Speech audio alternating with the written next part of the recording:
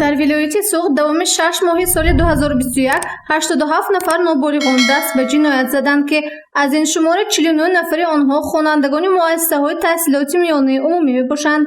این و دیگر مسائل در نشست مطبوعاتی ریاست معارف ولایت سوق صبح امروز سنه 22 ایول مورد بررسی قرار گرفت. در دوام 6 ماه سال 2021 87 نفر نابالغان دست به جنایت زدند که از این شماره 49 نفری آنها خوانندگان مؤسسه‌های تحصیلاتی میانه عمومی میباشند. این نشان دهنده نسبت به همین دوره سال گذشته چقدر که من گفتم یک عدد زیاد است. همچنین از جانب 11 نفر نابالغان حادثه خودکشی و سوء قصد به جان و خط گرفته شدند که از این شماره 7 نفری آنها خوانندگان مؤسسه‌های تحصیلاتی میانه عمومی باشند که نسبت به همین دوره سال گذشته 16 عدد کم از جانب خوانندگان چقدر که من قید نمودم 12 نفر کم شده است.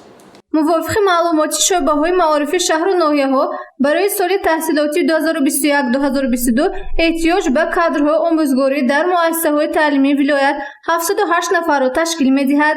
در نشست مطبوعاتی ریاست معارف ولایت سوخت از طرف ژورنالیستان سوال عاید مسائل نارسایی حقوق شناس در مکتب به سرداری ریاست معارف ولایت سوخت عاصم کریمزاده پیشنهاد گردید. عاصم کریمزاده پاسخ به این سوال چنین ابراز نمود که آنها کاربری را مورد این مسئله ادامه داده ایستادند.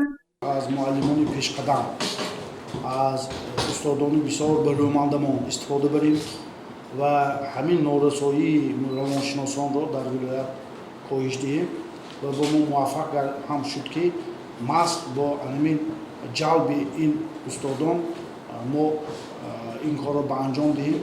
لیکن دوام 4 سال 5 سال اخیر اون ختم کنندگان روانشناسانی که از دانشگاه دولتی خوجند از دانشگاه‌های دیگری حدودی جمهوری متخصص شده آمده هستند آنها را ما توانستیم به کار جلب کنیم و شماری آهسته شماری متخصصان روانشناس در مؤسسه‌های تعلیمی زیاد شده است.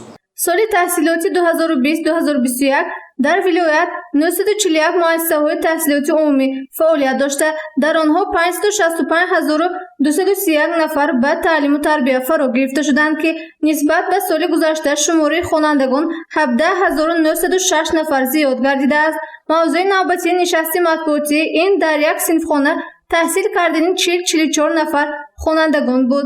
سردار ریاست معارف ولایت سوق ابراز نمودند که حالا یکچند مکتب‌های نو زمانوی تأسیس داده شده ایستاده است که برای حل این مسئله کمی هم باشد کمک می‌کند، اما سال تا سال شماره خوانندگان افزوده ایستاده است.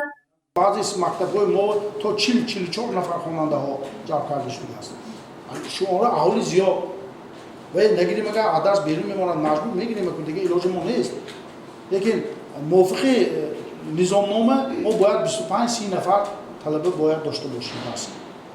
بنابراین این خیلی معماها این خیلی دشواری‌ها هست. اینا ما روی راست میگوییم، اینا ما پنهان کردنی نیستیم.